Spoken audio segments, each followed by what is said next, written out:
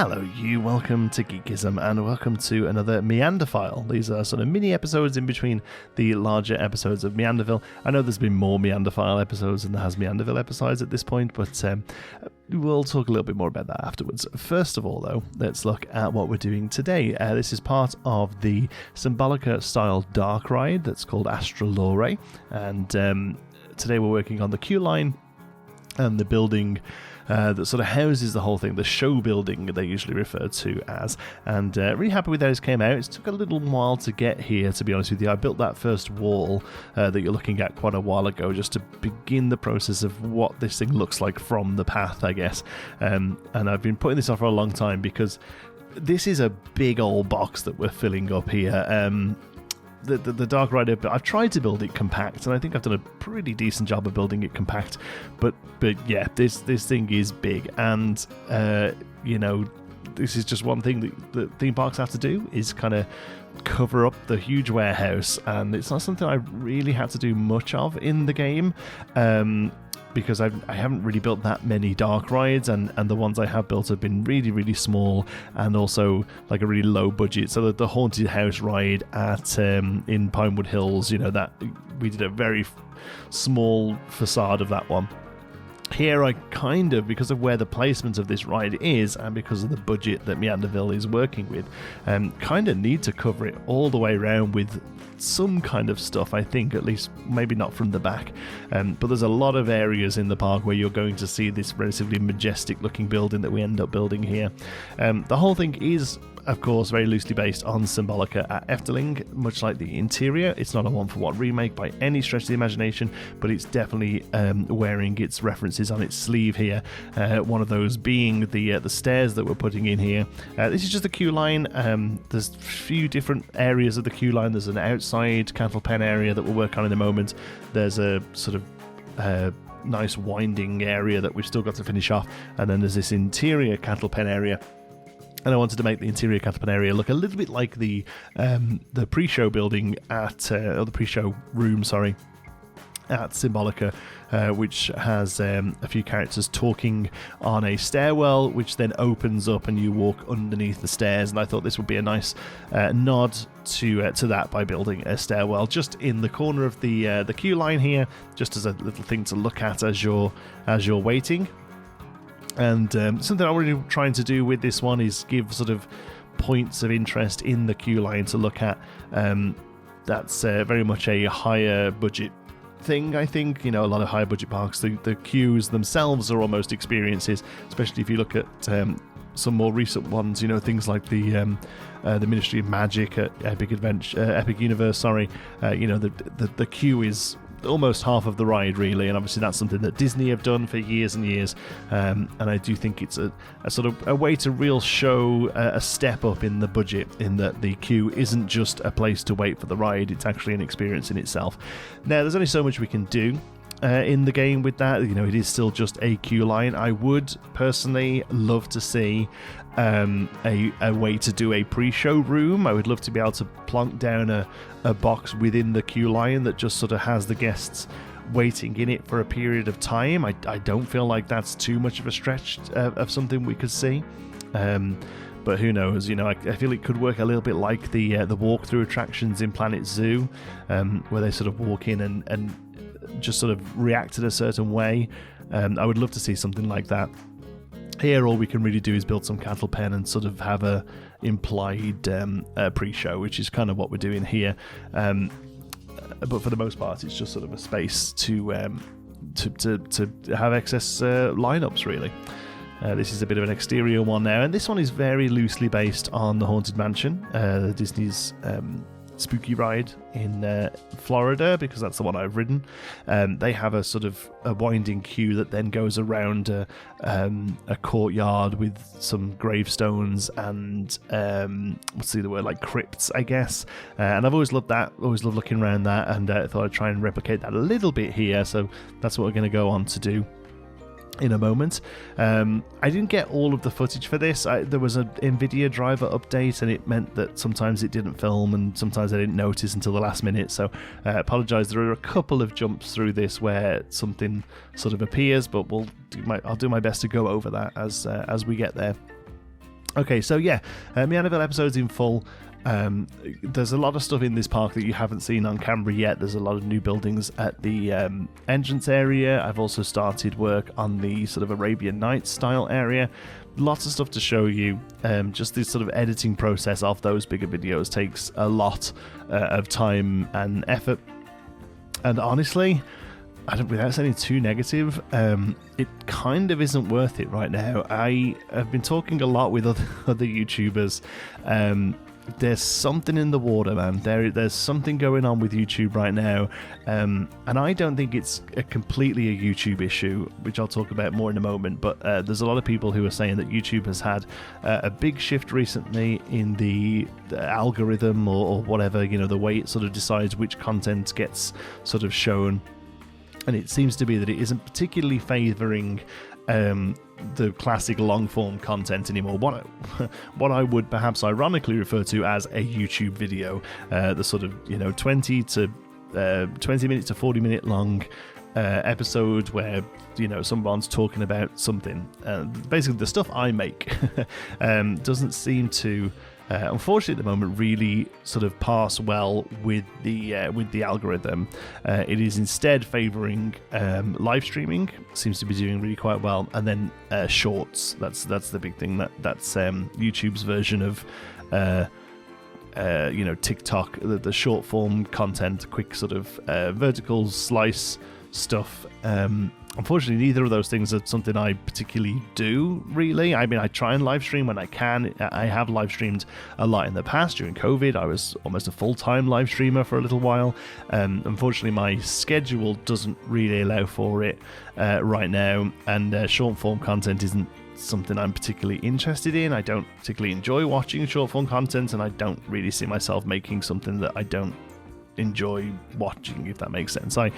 There's a big thing in the sort of YouTube space, the people who know about how YouTube works, they often say, don't think that your audience is you. Understand who your audience is. But I think for the most part with Geekism, my audience has been me. I try and make the stuff that I would like to watch, and I kind of surprises me that that's a weird thing to say.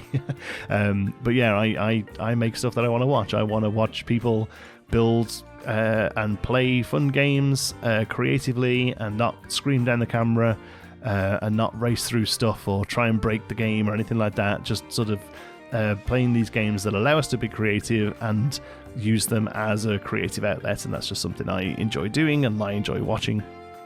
Unfortunately, right now it doesn't seem to be that sort of stuff is sort of finding its audience, and right now I don't really necessarily rely on YouTube monetarily. Like, the money does really help. I would probably struggle without it at all, but it isn't my sole source of income, and so I'm not in any sort of dire straits. But when you make something and spend a long time on it and put it out there, and it gets 10% or 20% of the numbers it perhaps would have done a year ago, it is quite disheartening, and it does make you think, well, maybe I could have just spent that time doing something else, so it's tricky, and I think partly it is YouTube. I do think there has been a shift in YouTube's sort of the algorithm, or just sort of retention in general, as to the sort of things that it wants to share with people, and therefore is going to try and show to people. But I think there's other things as well. I personally haven't been the most consistent over the last year or two with content creation, again, just due to outside factors of work and lifestyle changes. Something I'm always actively working on, but as you can see from the upload schedule, not doing particularly well at it right now. And also, unfortunately, when it comes to the flagship game of the channel, which is this one, it just isn't doing particularly well. I mean, I have no sort of hard numbers, and I don't really know how Frontier feels about it in general, but I think it's fair to say that it hasn't been as popular as the first one due to the poor start that it got. A Planet Coaster 2 video now for me may get anywhere between 3,000 to 5,000 views if it's lucky. a Planet Coaster 1 video around the same sort of time in the game's lifespan would have maybe got 20 to 30,000. So there's a notable difference there with numbers. But when you go and look at something like SteamDB, where it gives you an idea of who's playing, the game may have somewhere between 500 and 1,000 active players at any one point. So you can't really expect a video to do more than sort of 5 times the people who are actually sort of playing the game, I guess. I don't know. I'm really enjoying it. I always enjoy my time in the game. I wouldn't make videos of it if I didn't. Like I said, I'm not necessarily tied to this channel right now monetarily. I'm only going to put out a video if I've enjoyed playing that game. Occasionally there'll be a Geekism Bites video, these sort of one-off videos where we look at demos or new titles where I didn't particularly enjoy myself, but by the time I've kind of realised I wasn't enjoying myself, it's the end of the video anyway. So I certainly wouldn't go back to stuff over and over again because it's the it's the thing that's working on the channel. I am playing Planet Coaster because I enjoy playing it and I enjoy sharing my creations with you folks, but I can make a Fairview Lake video in the space of a few hours, which works really well on my schedule right now, and it does the same kind of numbers that an incredibly highly edited and researched Meanderville episode can get, if that makes sense. So I know it sounds really ungrateful, I'm sure it does, but I hope you can understand that just like time-wise, I am limited with what I'm able to dictate to the channel right now. So in a way, in an attempt to try and keep on top of it and keep stuff out, that sort of easier in quotation marks videos like Fairview, like these Meanderfile episodes, is just working a little better for me. So saying that, I'm happy with what I've done here. I'm proud of what I've done here. But when I first came up with the idea of Meanderville's videos being much higher, a much higher level of editing and stuff, it was when the sort of views backed that up, if that makes sense. I hope that doesn't sound too like a filthy YouTuber who's just looking for the views and the ad revenue, because I promise you I'm not. I just I have to sort of organize my time as best as I can, and sometimes that means that it's more like this sort of stuff. But I hope you still enjoy this. Like I said, I'm happy with what I produced here. I think I've got a good looking queue line and exterior building that we'll start working on in a moment. Unfortunately, the exterior, when we started it in a moment properly, that was kind of when NVIDIA started playing up with its new driver or what have you. So there isn't as much footage as I would like to share with this. One thing I will talk about here, though, whilst we're building the last of the interior here. Talked about it a little bit with building the ride, but very much I think it's a real key when you're building this sort of stuff is always to work from the inside out. Always do the interior first and then start working on your exterior. It makes a world of difference. You'll notice before I even had a roof on there, and then I detached the roof from the building and threw it up into the sky so it was out the way. It isn't actually going to be the roof that we use in the end. I was actually originally planning a much simpler exterior build for this, and then it was just such a large space, and it was such a prominent space in the park. I couldn't not give it the attention it deserves, so we really do go to town on this in a moment, which you'll see. But yeah, always do the inside out, and then also you kind of have to almost treat it like a thermos flask, I suppose, for want of a better word. You have to kind of have this like air gate, this sort of vacuum seal in between the two, so that you've got a little bit of space for sinking scenery in, because a lot of the time you'll only want to see the top half of some scenery, or you'll only want to see the bottom half if you're on the inside, and you'll stick a post through or a bit of wall through, and then you'll zoom out and suddenly that's spiking through the roof. So you have to kind of give yourself a couple of feet of middle ground there where you can sink stuff into, and you'll see as we build the exterior, even with that, there's still a few times where you do have to go in and you've got to kind of tweak what you're doing on the outside so as it doesn't affect the inside, or vice versa. So but yeah, overall I'm really happy with how this all turned out. It's not quite finished. I still need to build the whole sort of big box around the thing, the actual sort of warehouse space around the thing, and there's a little tiny bit of work to do on the exit station, and then what will become the sort of exit path into a gift shop. But I am barring myself from building a gift shop right now because I feel that's all I've done in this game for the last sort of 6 months is build different gift shops. Ever since the gift shop update came out, it's pretty much all I've done. So I'm barring myself from building a gift shop right now. That will be something we attack at a later date, but still want to get the rest of the ride finished basically. But you can see all the way back there to those black panels along the back, that's the skyline for the miniature room. It's a big space that this is going to take up, and it's going to be a big warehouse space. I think I would like to do something like Symbolica's roof, and if you haven't seen that, a quick Google will show you. Symbolica's roof actually has a load of solar panels on it, and then also like a roof garden. I don't know if it's actually something that's tended or if it's just like a moss or whatever that's left to grow. But yeah, it's beautiful. It's got lots of lovely plants and solar panels up there, and I think you can see it from a sky ride. I think there's some sort of monorail or or chairlift or something that goes over it. So that was obviously a conscious decision when it was being built.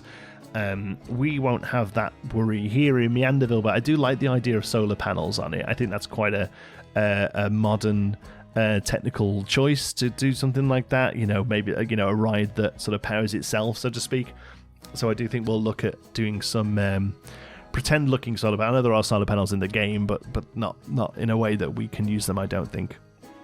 Alright, so we're starting on the roof then. You'll see, first of all, I just gave the roof a bit of that exterior wall, a good sort of extra 3 foot to work with. And that, again, like I said before, was just so that we can treat have that buffer, and then here you'll see a tower that we built over there. We're going to reuse this tower like 3 times, I think. You've got to be careful not to have this look too repetitive, but I think we get away with a couple of times, and here it just seems a little bit high, so we're sinking it down, taking the time to sink all of these windows into the walls. I think it's such a little thing. It does take a bit of work to do, but it's such a little thing that really just elevates your builds from what perhaps a lot of people are doing in the game, because all of the windows in the game, they just sort of sit on the wall, and occasionally that's fine. Sometimes they do what they need to do, but here we really wanted to just go that extra mile. So we're building the walls out of individual plaster pieces there, so we can tear them around and actually have the windows very slightly go into an actual recess like a real window would do.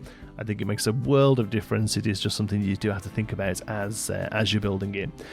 This tower actually has a bell in it. I thought it would change it up a little bit. That's not something that features in the Symbolica version. Like I say, this is inspired by Symbolica, but not a straight up rip or homage or whatever you want to call it. This is, I think, the tallest tower we do. And before the rest of them go up, it does look a little out there, but I think once we get the majority of the rest of them in, it works out quite well. Really just continuing to get mileage out of the sorcery pack in this build. These are actually castle roofs from the fantasy pack, but I think they work pretty well here. Perhaps just a shy too big, but again, there you'll see we keep going underneath there just to see how low we can place them. What's the lowest we can squeeze them down? And in the end, I think once the rest of the pillars are all around, they actually do end up being pretty good. Some of the Planet Coaster 1 stuff that's transferred over, the colouring is a little off on them. Like here, for instance, the roof colour also becomes the spire colour, so you get these really like blue spires on from the roof, so we have to cover them up. But we have custom spires anyway that we're using around the place, and just sort of moving them and using them all over just sort of helps tie everything together, even though we're using a few different styles of architecture here. Again, if you go and look at the Symbolica one, it's got some medieval looking spires, it's got some more like Arabian looking spires, I guess, like Moroccan vibe to them almost. That's something I wanted to try and get across here, with this building not actually being in a themed area. This is just still sort of sitting on its own, just past the main plaza. It isn't going to be in one of the sort of themed zones that we're planning to do. I kind of wanted it to have that sort of out of time feel to it, sort of out of place and out of time feel to it, in a good way, hopefully. The fact that it doesn't necessarily look like you wouldn't look at this and think, oh yes, that's sort of English medieval or Moroccan regency or anything like that. I hope that you can look at this and just think it looks like a mystical build, but not necessarily complete fantasy. Like, I didn't want this to necessarily look fake. Well, fake's not really the right word, but I didn't want it to look completely fantastical. I also wanted it to sort of be grounded in some form of architecture, just very much a mix. As the interior, is also the idea that this is wizard's sort of this wizard's house, and he's sort of travelled all around and found different sort of objets d'art from around the world, and I kind of wanted to carry that on the exterior as well. So yeah. I'm kind of running out of things to say. It's been a little while since I've done one of these long time lapses. What else could we talk about? There's some stuff on the channel. If you haven't checked it out yet, please go and have a look. We do a thing called Geekers and Bytes, where it's a one-off video, just usually taking a look at a demo, perhaps a Steam Next Fest thing, or something that I don't think I'm going to get a full series out of. Some of those have been really fun. There was a really great one called Monastery, which is a little colony simulator, but you look after a bunch of monks, and my word, it was great. I don't quite know why I loved it so much, but I absolutely had a blast with it. It was very much one of those just 5 more minute games that I absolutely loved. Yeah, so I definitely check that out. Some of them are hits, some of them are misses, but that one, Monastery, was really great. But other than that, I'm always looking for like what the next thing is that we're going to sort of dive deep into on the channel. My hope in the towards the end of last year was Paralives. I'm very much looking forward to Paralives. If you don't know, that's an indie life simulator, so it's very similar in many ways to The Sims, but he's doing a lot of things very differently, and he's being run by a small team that is very passionate about it. I'm personally a big fan of the Sims series in theory, but I haven't really loved the direction that Sims 4 has gone, and obviously not a fan of the direction that EA has been going recently with the purchasing by Saudi Arabia or whatever it is. I don't really feel like they need to go into that sort of stuff here on the channel. I'm just not a fan of it, and for that reason won't really be looking to support that game in the future. So I've been looking for an alternative for a long time. Been actually following Paralives for a very long time. Like I remember seeing that original tweet of the window, if that means anything to you. So yeah, I've been very excited for that. It was originally coming out, I think, in November or very early December, perhaps, into early access, and they very bravely and very honestly said, no, we're not quite there. We're aiming now for, I believe, March. So I was hoping that was going to be big on the channel. I was looking forward to sharing stuff with that over the new year, but yeah, that will be we'll be taking a look at that later this year.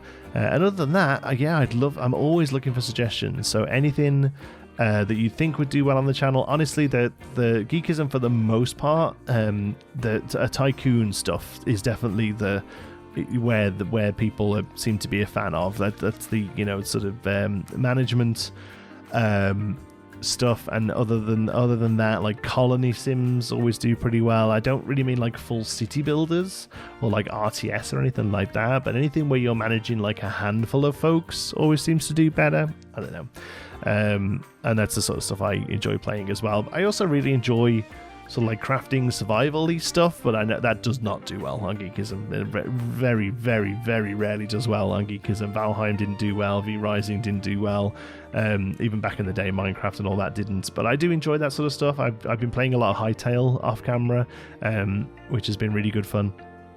But yeah, here is a sort of large roof with like an opened oh yeah, there's a big jump there. Sorry, that's when NVIDIA was really playing up, but you only really miss the end of that roof, and then this round building here on the left, and then we're just looking at using some of these awesome spires. A little big perhaps, but my god, if I can't use that in this building, where am I going to be able to use that? And once we add the spike there to sort of match it in, and a smaller one as well, I actually think it ends up sitting really quite nicely in the space. And then last but not least, I didn't forget, we're going to do a little bit of lighting. A building like this with all of these nooks and crannies and such a sort of large space it really needs to be lit. So we take a little time with some of these floodlights to give it the lighting it deserves, including I don't know whether it's on camera, but I go around and add those orbs to the top of all of those spires, and then I know off camera, because I know I didn't film it, I actually go in and add lighting to all of the windows, so the windows glow as well. And I think this actually looks pretty awesome at night time. It's something I've really never been very good at. Mike Sheets did an amazing job of lighting Pinewood for me.